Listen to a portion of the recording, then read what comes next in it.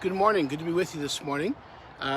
Building on the four pillars of a healthy Christian business leader. The four pillars are healthy relationships, biblical financial values, biblical spirituality, and balanced living. And this week we're focusing on pillar number one, which is healthy relationships. And the series for this week, I've titled it Dad Stuff. Dad Stuff. This month, I figured I'd focus on dad's stuff under our healthy relationships, as this is a month that we celebrate dads. Father's Day coming up in a few weeks, and so that's where I want to spend our time this first week of June 7th today, honoring dad. And I love my dad. In fact, in my early years, I believe my dad could walk on water and really could do no wrong. And he was a great dad. Even in my teenage years, I was always committed to my dad and loved my dad and wanted to just be like him in so many ways. Again, as I mentioned, he was a good dad. He loved me. Although being from Dutch descent, the idea of actually saying I love you was not necessarily something that he would do often. In fact, on phone calls later in life, I would say, "Dad, I love you," and he'd say, "Uh-huh," and that was his answer back. So that was his affirmation that he loved me too. I have to say, though, that my dad did show a love and affection for my mother, and he would do that in front of the children, and so we certainly knew that Dad loved the kids. Now I'm standing out here in front of a driving range. I'm doing that on purpose as I'm focusing on dads, just things that I know that dads often enjoy doing, not that mothers don't, but dads certainly often do. Not all dads golf, of course. In fact, my dad never did golf, but I love golfing, and I thought I'd just come and stand out here. Paul repeats the Old Testament command to honor our parents. Ephesians chapter 6, verse 1, he says, "Honor your father and mother, which is the first commandment with a promise." And then in verse 3, he says, "that it may go well with you and that you may have a long life on the earth." So that's a significant promise that is made by God in regards to honoring our parents. What does it mean to honor your father? Well, I've got four things down here for that. There's probably a lot more that we could say about that, but four things, and then I've got four Mythbusters that I want to speak about as well. The four things are, number one, appreciate him. Appreciate him. Show that you appreciate all that he has done for you. I believe this is a significant thing that we can do when it comes to our fathers. So oftentimes, dads do feel underappreciated. And so I would encourage you, appreciate your dad, express that to him. Proverbs chapter 17, verse 6 says, "Grandsons are a crown to the aged, and fathers are the glory to their sons." So if you are a son of a father, for one, right there, the scripture tells us that your father is your glory, and we ought to treat him that way. And then accept his authority. Particularly when you are young, and we're going to talk a little bit more about that under Mythbusters, but accept the fact that he does have authority in your life.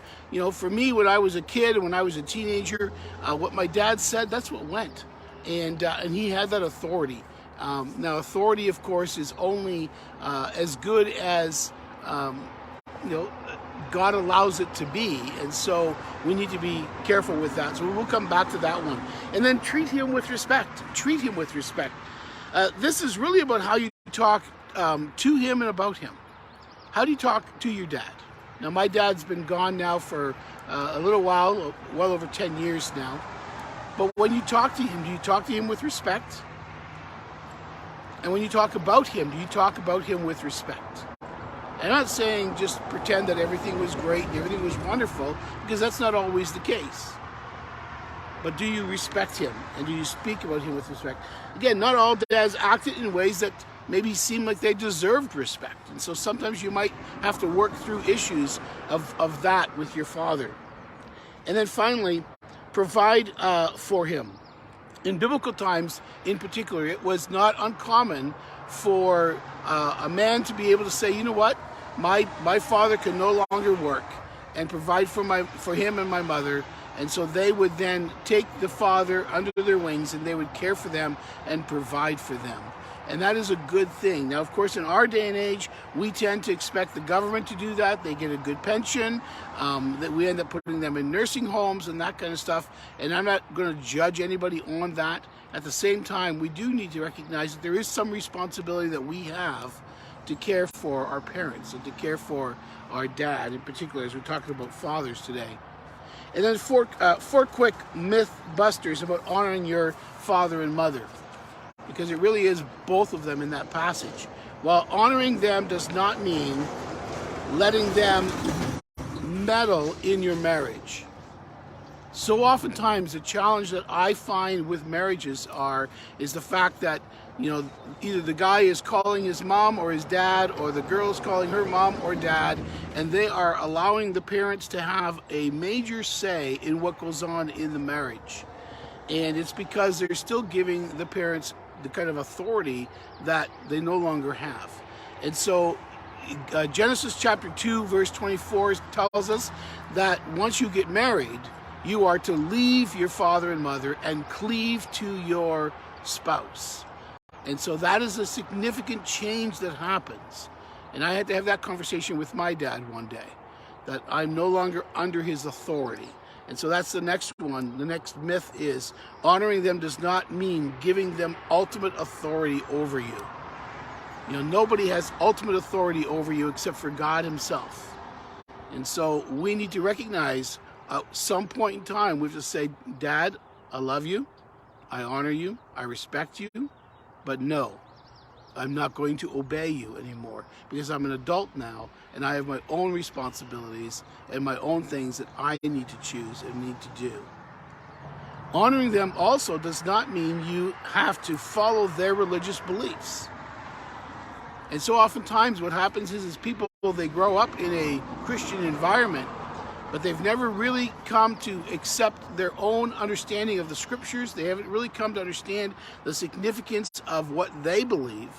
They're just following kind of on their parents. And that's only good for so far. But eventually you have to make your beliefs your own. And I know my dad and I, that's where some of our parting happened, when I changed some of my theological understandings of scripture. And I no longer followed my dad's thinking on some things. And that was difficult for him. But it was important for me to be able to figure out for myself what I believe. And then honoring them does not mean you have to follow their traditions either.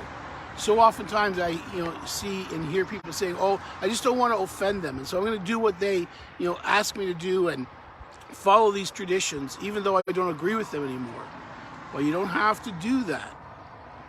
You can still honor them and yet not follow everything that they want you to do. So today, as you go about your day, ask yourself the simple question: am I honoring my dad? Do I honor my father?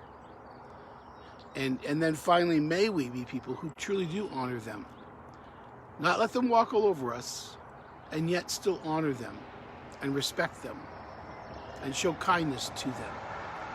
May the Lord bless you. Have a great day. And again, I'll see you tomorrow from a different location.